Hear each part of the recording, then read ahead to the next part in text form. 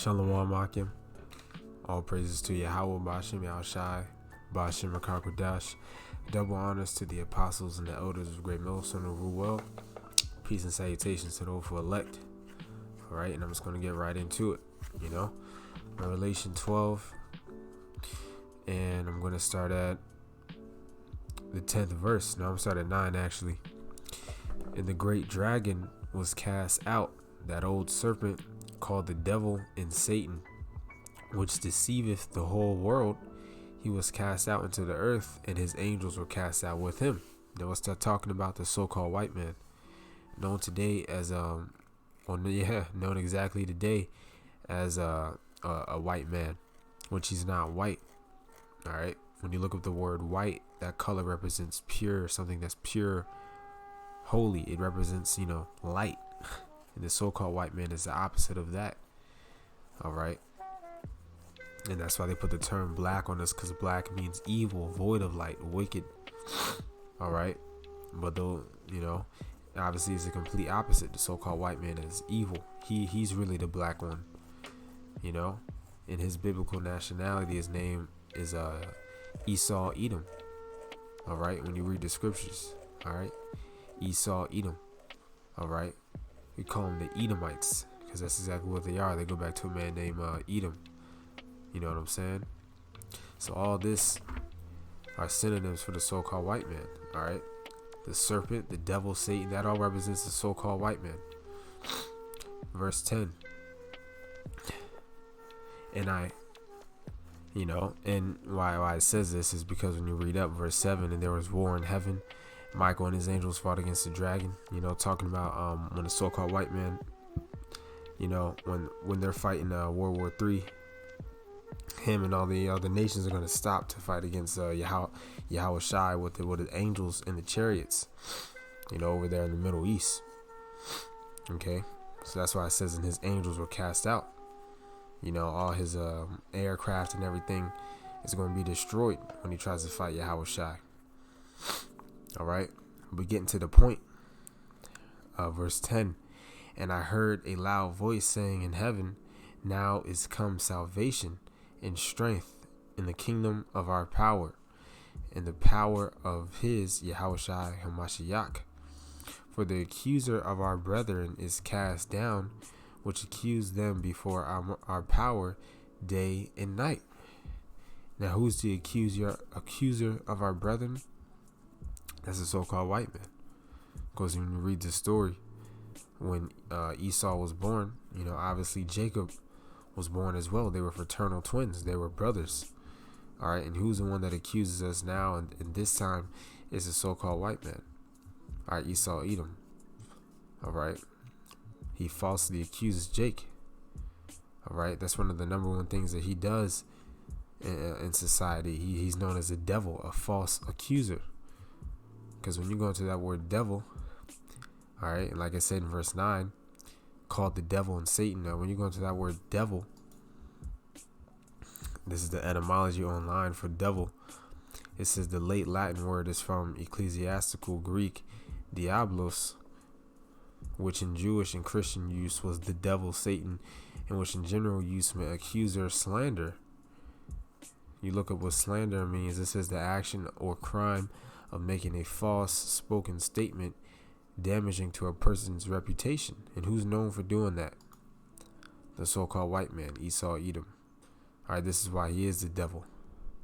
All right, the word Satan means adversary. This is why he is Satan, because he's completely against the Israelites, the so-called blacks, Latinos, Native Americans. He's completely against the Most High's chosen people. All right, because I was looking up a few things, and it says, let me take a sip real quick. It says race and wrongful convictions in the United States. All right, this was back in 2017, so it's only increased, now. But I was just reading. It says, let's just start reading right here at murder. Or we can start reading here. It says African Americans are only 13% of the American population, but a majority of innocent defendants wrongfully convicted of crimes and later exonerated.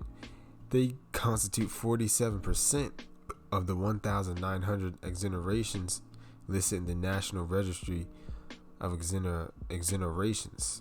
Let me look up what that word means.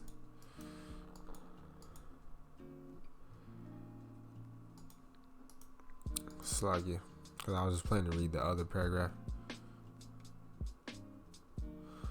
It says the release of someone from a duty or obligation. Exoneration occurs when the conviction for a crime is reversed. Okay, so they get free basically. So it says, but a majority of innocent defendants wrongfully convicted of crimes and later exonerated.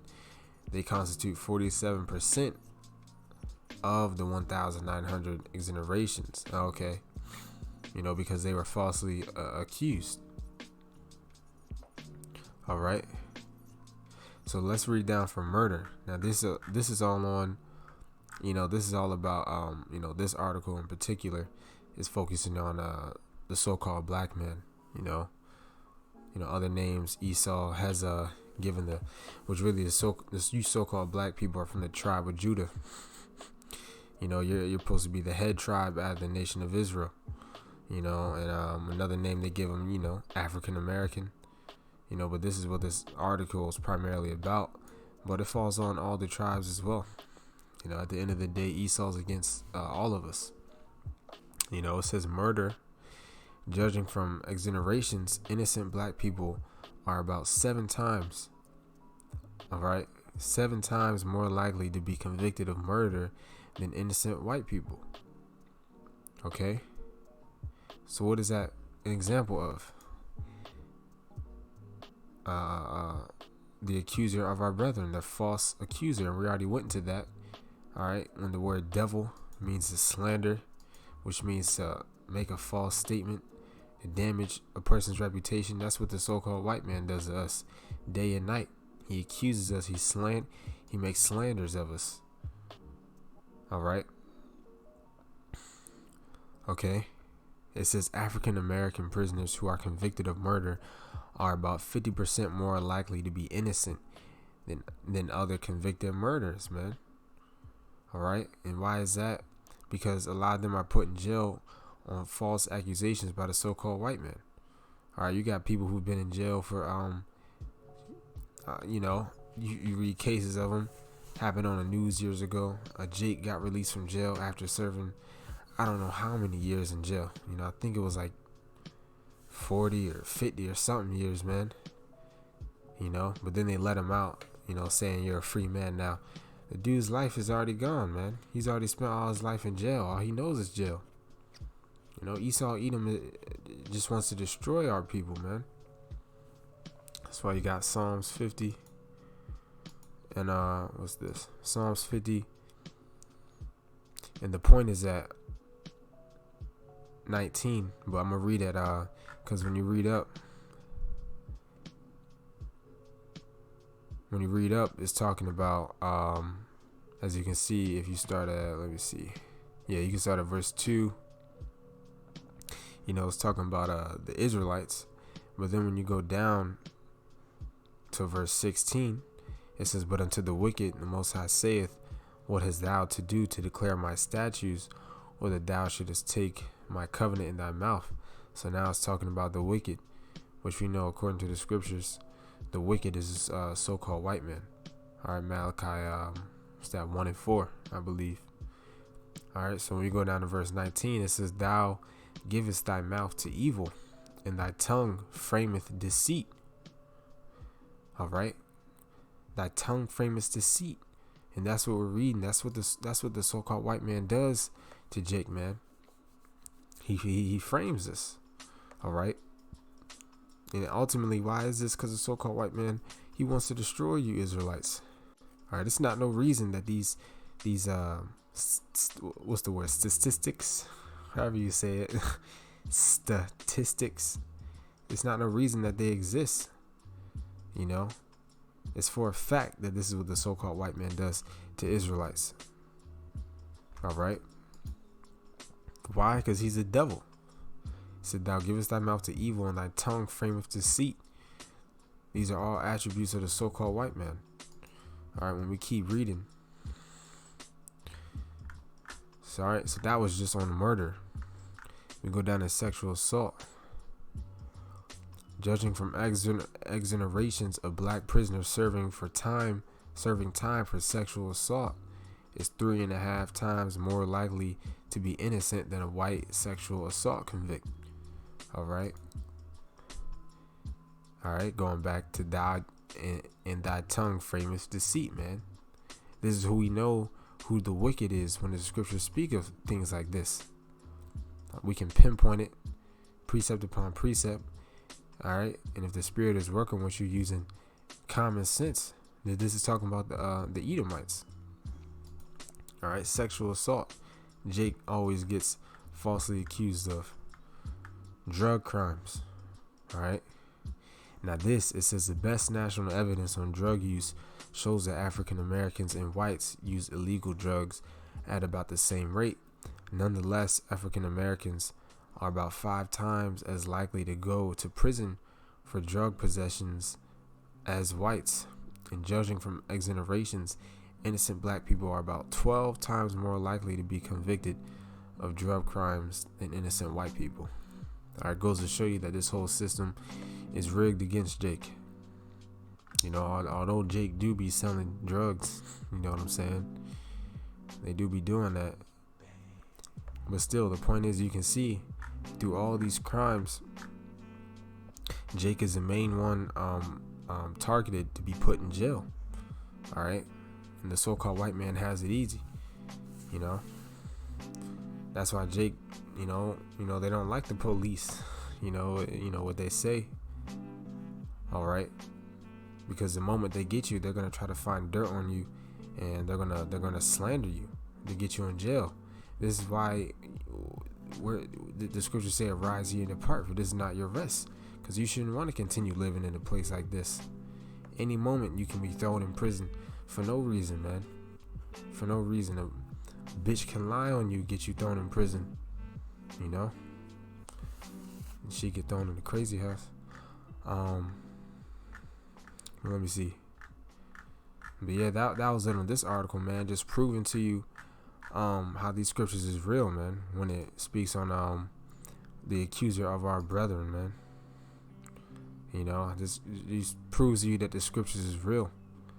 All right, and especially pinpointing who the wicked is talking about, the so-called white man, you Edomites, who are going to be destroyed and put in slavery. All right. And there was another article I was reading on it. Okay. But let's just finish up in Psalms 50 and 20. Thou sittest and speakest against thy brother. Thou slanderest thine own mother's son. Talking about Jacob, man. All right. Talking about Jacob. Thou sittest and speakest against thy brother. That's what the so-called white man's doing every single day, man. This is why you should hate this place. And this is why we hate this place. All right. You shouldn't love this place. You shouldn't be comfortable in this place. Because the so-called white man hates you. And we're reading about it, man. Psalms 50 and 21. These things hast thou done, and I kept silence. You know, because the Lord, at the end of the day, we went off. You know, and that's a part of the reason we're in the state that we're in right now. You know, we went against the law, statutes, and commandments. All right, Jake out there killing one another.